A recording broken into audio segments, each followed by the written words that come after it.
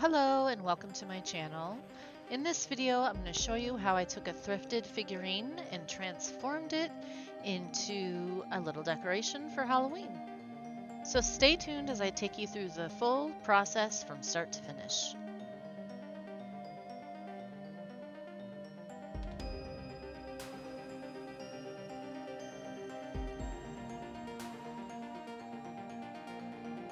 Now prior to recording, I did make a few accent pieces using air dry clay. I also prepped my surfaces using gesso in the colors black, white, and clear. Ooh, by the way, make sure you like, subscribe, and click the reminder button so you can see more content from me in the future. This is the part of the process where I'm just trying to plan out what is going to go where and how I'm going to attach things. I will include a supply list in the description to show you the materials I used while working on this project.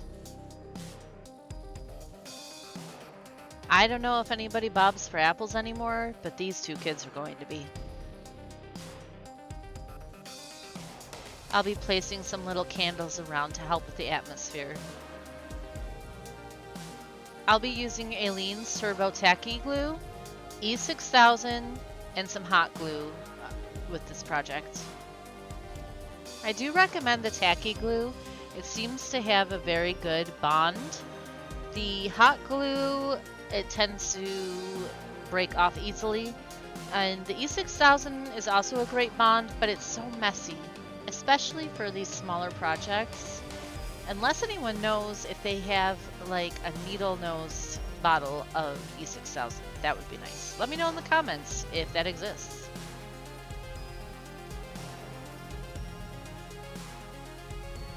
Okay, our little devil has his horns.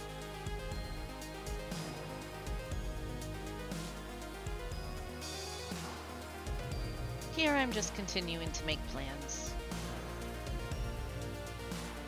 So this figurine came with some missing fingers. I had to get a little creative with my accessories in the placement so I could try to easily hide that fact. Like with this candy bar, for example.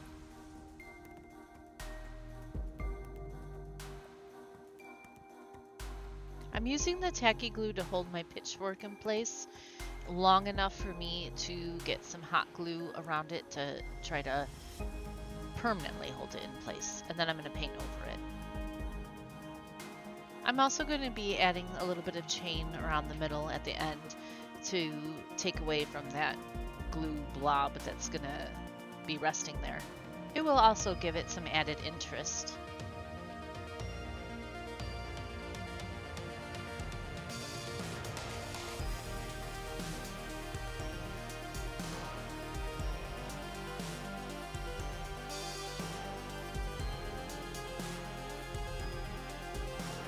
I'm going back in with my black gesso to cover the pitchfork. I bought this at Michael's a long time ago. You can get gesso in a lot of different brands from any art supply store, Michael's, anywhere like that.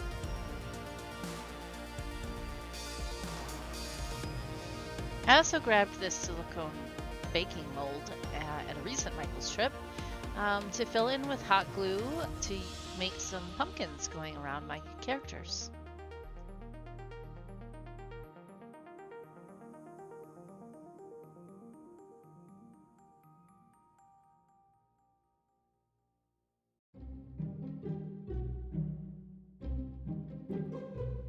You won't really see much of the detail now, but once I cover it in that black gesso and then color it the colors I want, you'll be able to see it a lot better.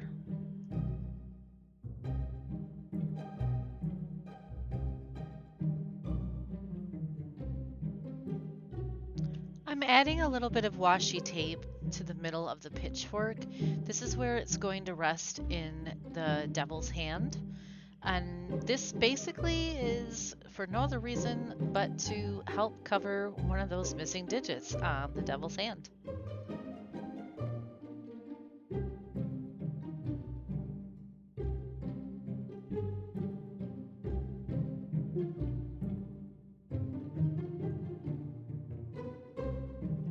time for that gesso.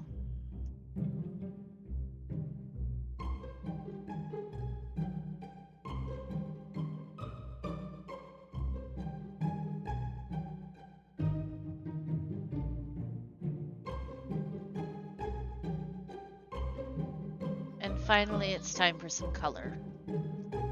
I'm mixing some Lindy's magical powder pigments with some water. You can add these pigments to many mediums, mix them with water, use them with acrylic paint, or even texture paste. I'm using a flat red color for the devil's horns. Flat meaning there's no sparkle to it whatsoever. It's just a flat red. But it's still a really nice color. Many magicals have a bit of sparkle to them. They're also really cool because they consist of a lot of colors all rolled in to make up one main color.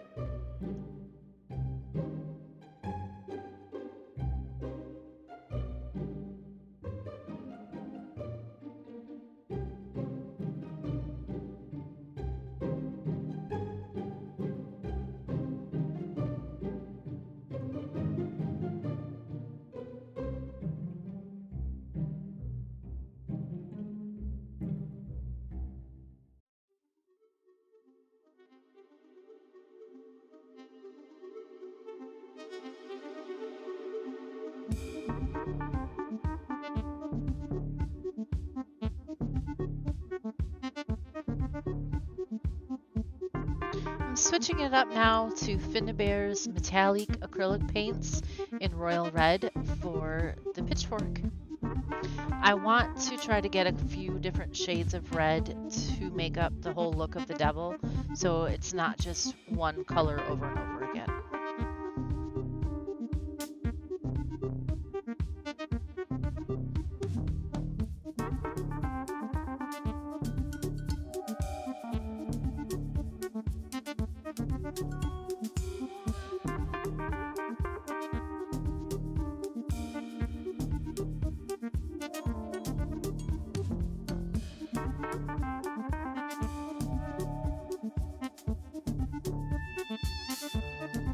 Mixed media is still a learning experience for me.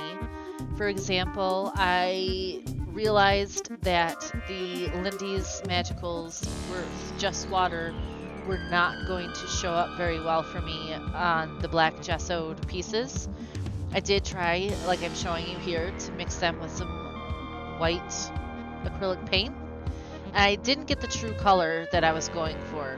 I ended up painting over it with an acrylic paint. This was just red, this color. And what was really cool about it is in the end, it kind of gave it a glossy, almost vinyl or pleather look to the tail, which is reminiscent of some of the retro devil costumes. I think it actually worked out really well.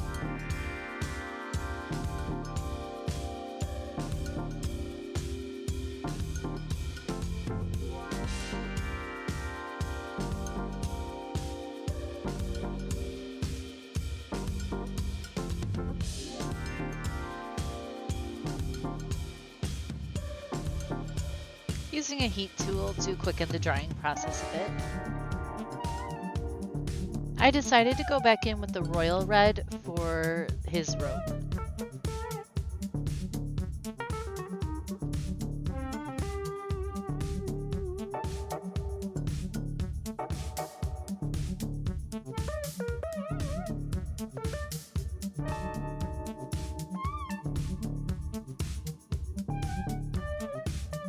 One of the most time-consuming parts about this project was the number of layers of paint that were required to get a solid look.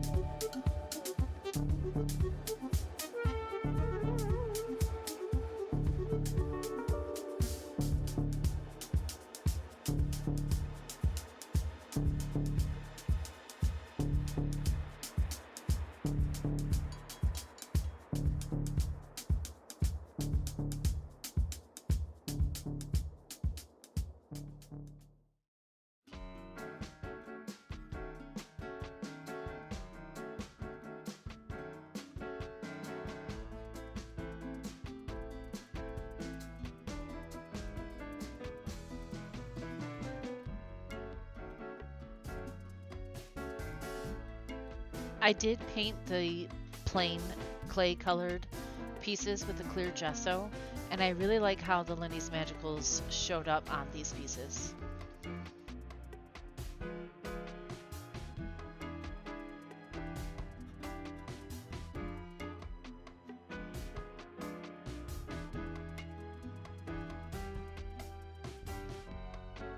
And oops, there goes the top to my pumpkin.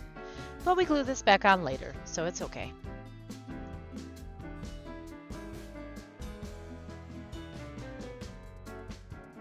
I just had to share the cute little pumpkin booty, and it won't be the last time you'll see it in this video. I'm pretty proud of the little clay pumpkins that I made.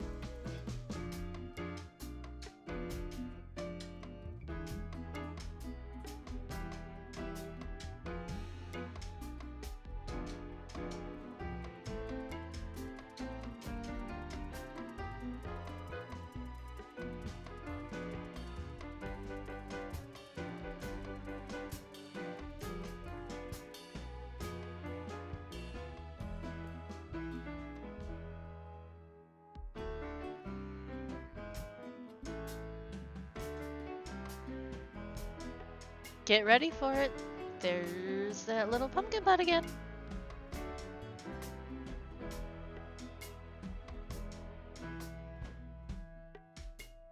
I'm going to paint the stems with an acrylic paint in Festive green.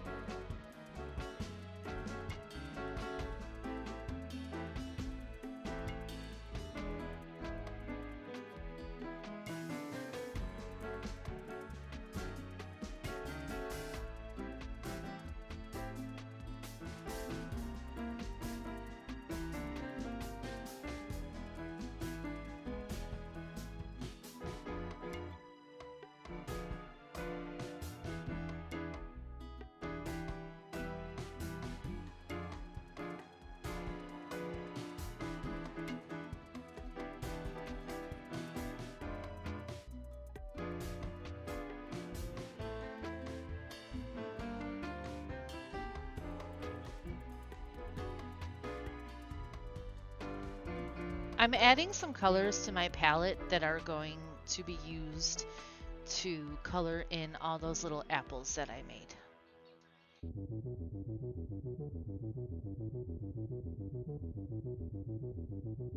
Another great thing about Lindy's is a little goes a long way.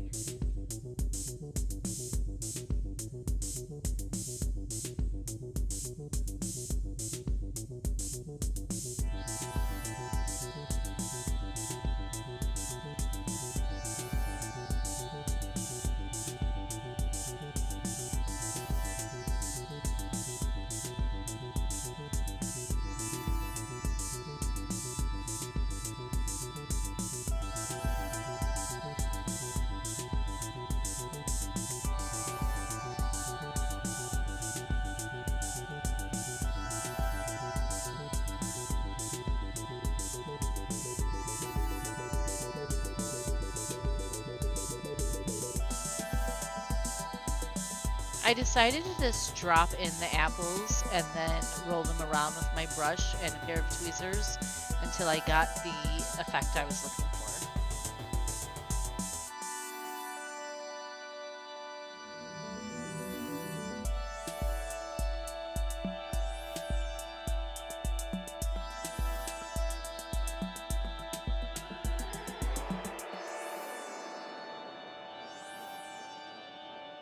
Here I just used some water to remove some of the excess acrylic paint.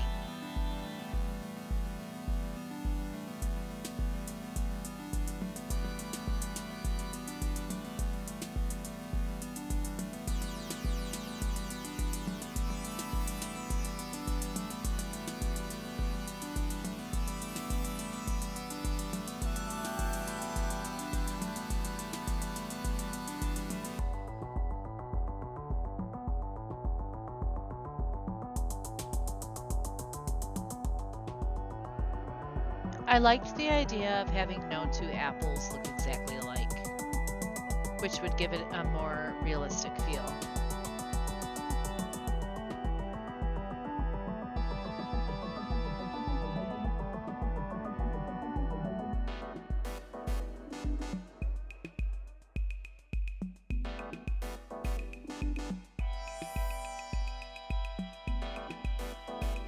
And this guy is destined to be a jack-o'-lantern lollipop.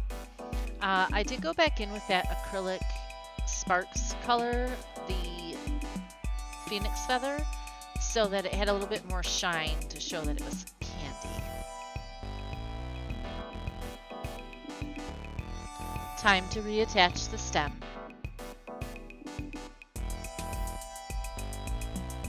This tacky glue does dry clear, which was a big help.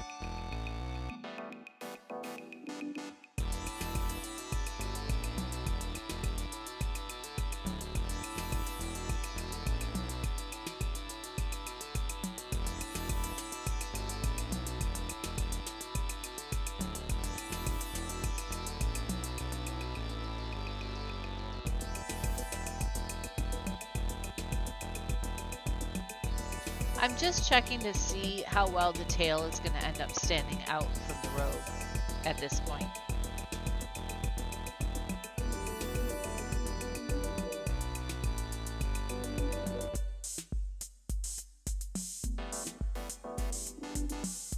I remembered I had these acrylic paint pens, and I figured that these would be a big help with some of the detailing.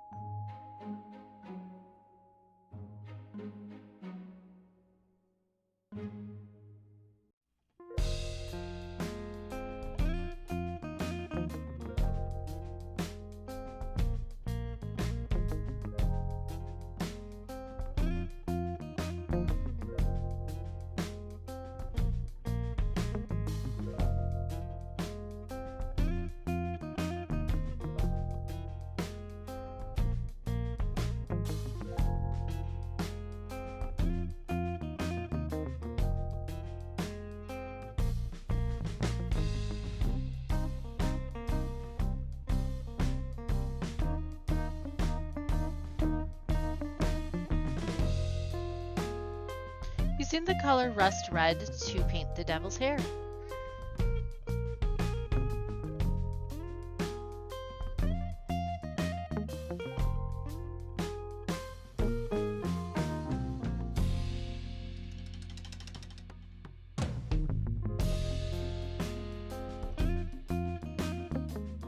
The hair on both of these figures definitely took a few coats to get any of the streaks out.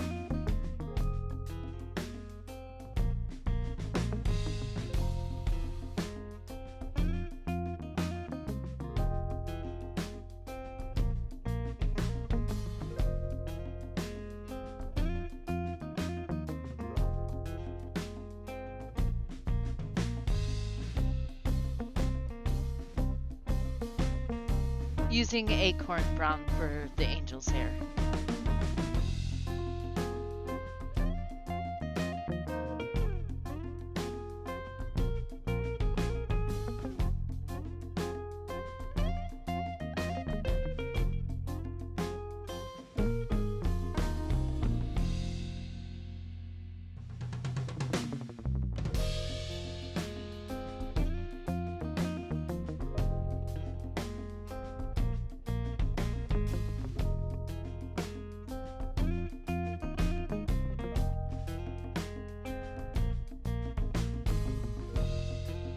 I'm using this really pretty Sparks color, unicorn's hair, for the angel's robe.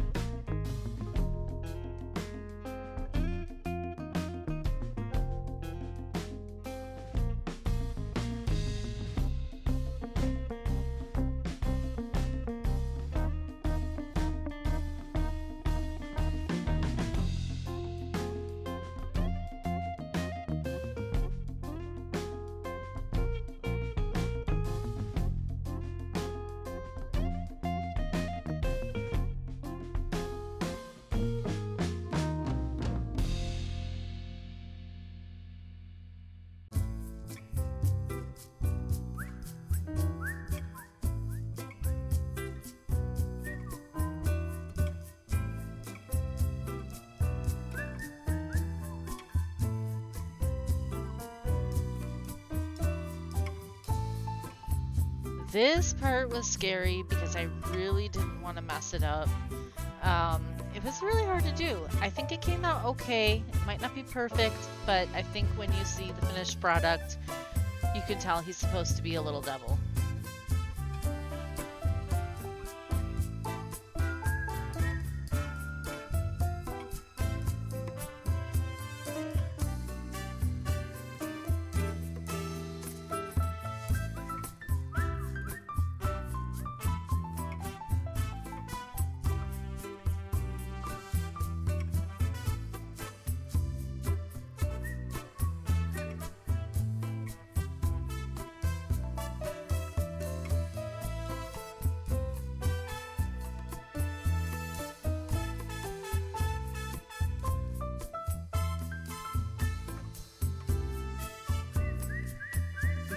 Using this Holtz Distress grit paste in Snowfall on her gloves to make them look kind of fuzzy.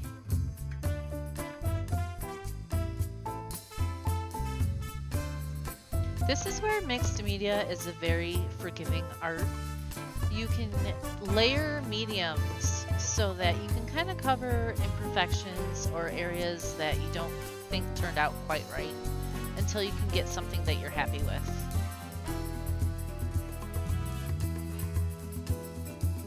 Now we're going to start painting the candy bar.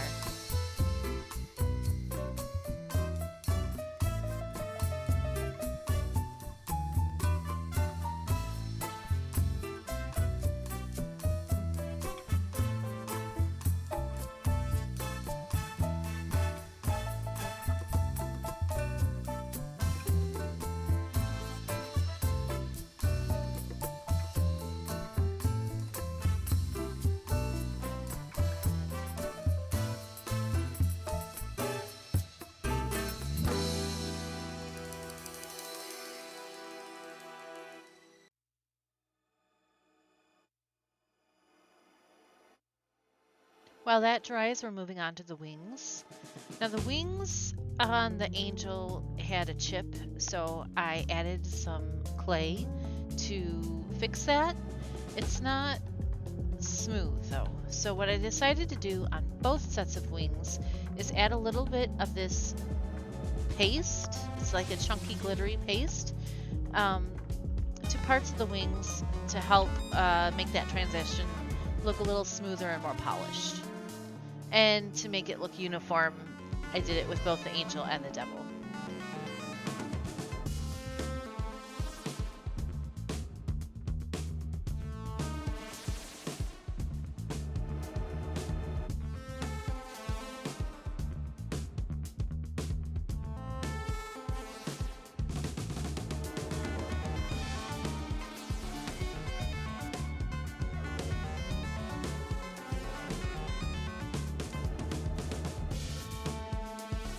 For the angel, I used Holtz's Distress Grit Paste in Translucent, since I didn't have a jewel effect paste in a color I wanted. Once this dries, I'll be going over it with a paint pen called Wink of Stella. It's a gold sparkle color, so this will actually end up looking gold.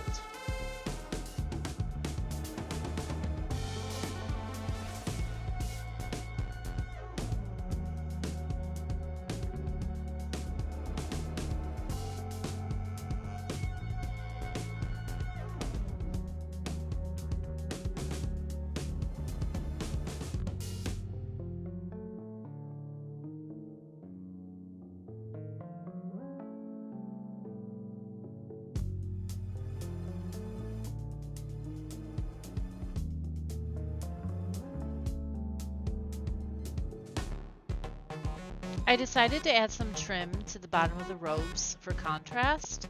And these are just dollar store sticker jewels. And they come in one long strip, so I could easily just wind it around the robes. I did add little patches of glue to reinforce the bond.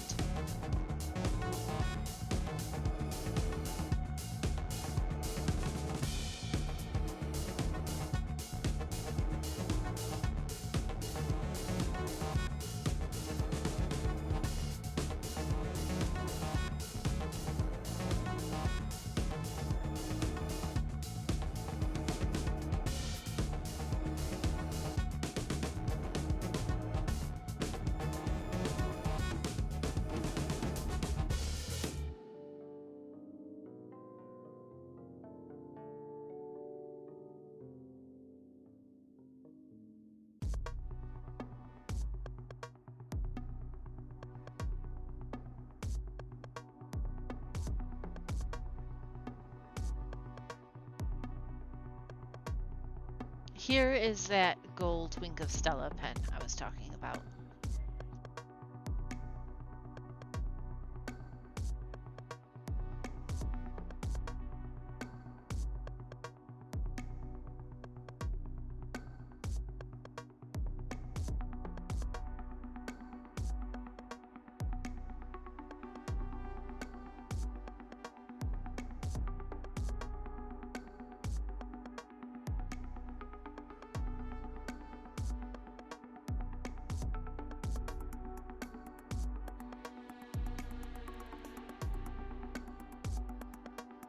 Now back to work on the candy bar.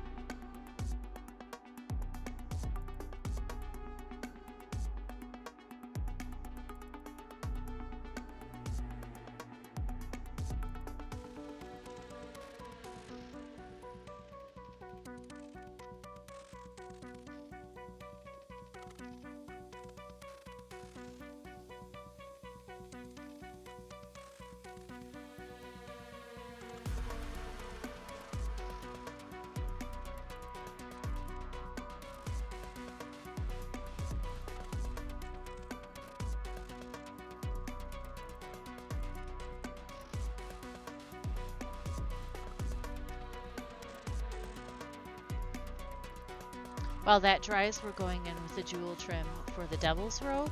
I went with black so that I could get some contrast with the red tail and the red robe.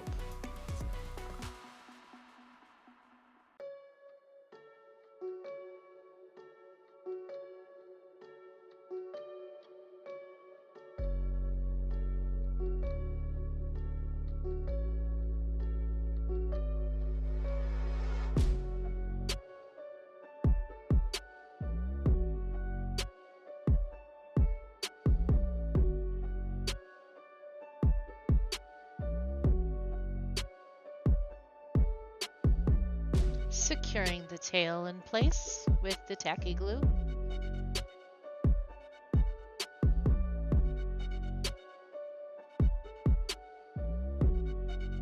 I'm going to use this Finnabair Art Alchemy wax in Firebird to paint the little detail on the edges of the base.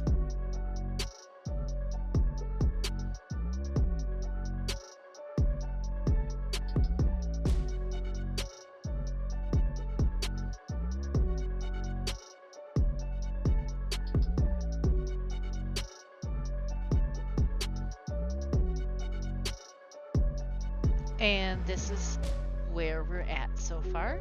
I think it's coming along pretty well, and it's just going to be time to add some of the other accent pieces.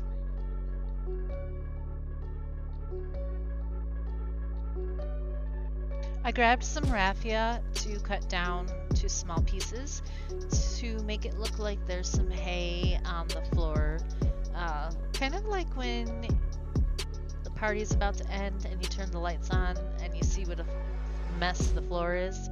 That's kind of the look I was going for.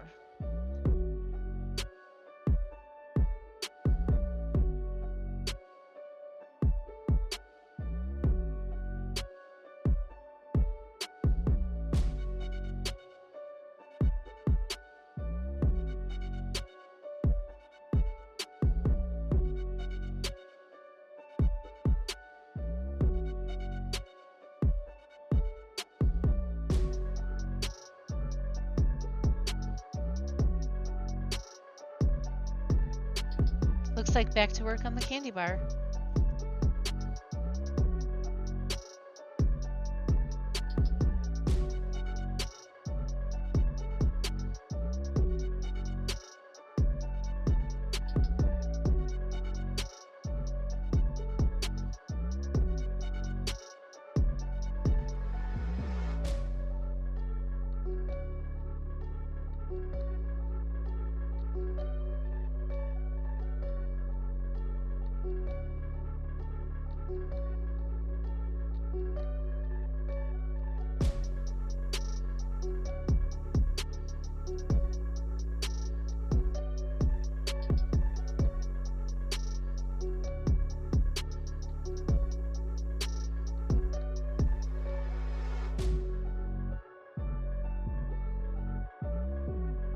Used a tiny piece of tinfoil at the base where the chocolate was to make it look like this candy bar has already been opened a little. This is Glossy Accents. It's kind of like a clear puff paint. It dries clear and it's going to make everything have a wet or dewy effect to it.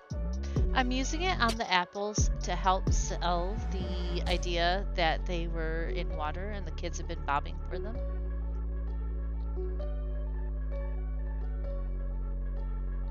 And here I'm just cutting off little pieces of wire that I'm going to be adding as the wick to the candles.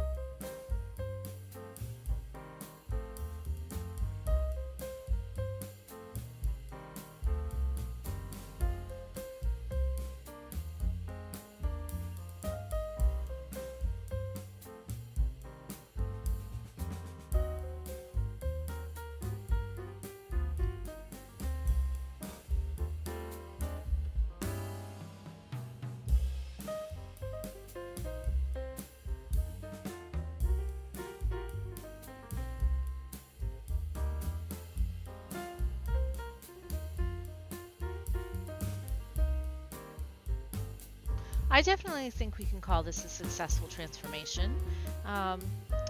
These kids are having fun on Halloween bobbing for apples.